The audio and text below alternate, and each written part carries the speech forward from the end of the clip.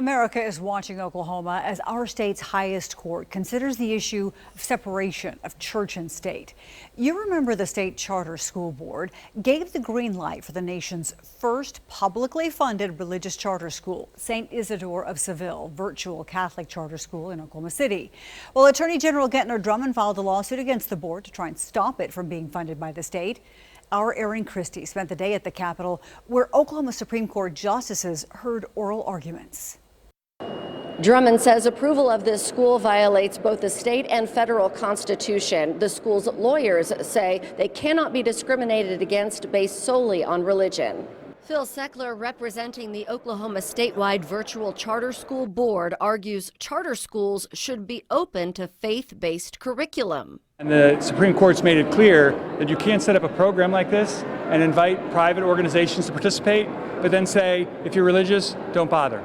After the hearing, Drummond appeared confident in his argument that this school would be an unconstitutional public religious school. My sense of it is that it will be difficult for the court to not grant my request.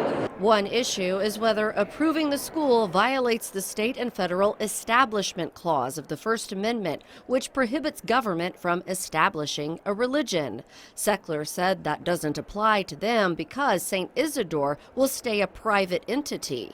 It's privately operated, privately owned. The state didn't organize it, doesn't own the school, and doesn't operate it. The moment they enter into a contract with the state of Oklahoma, they become a charter school, a public entity. There's no provision that says anything changes when you sign a contract other than you have a contract. Seckler is senior legal counsel for Alliance Defending Freedom, a large group of Christian attorneys not based in Oklahoma.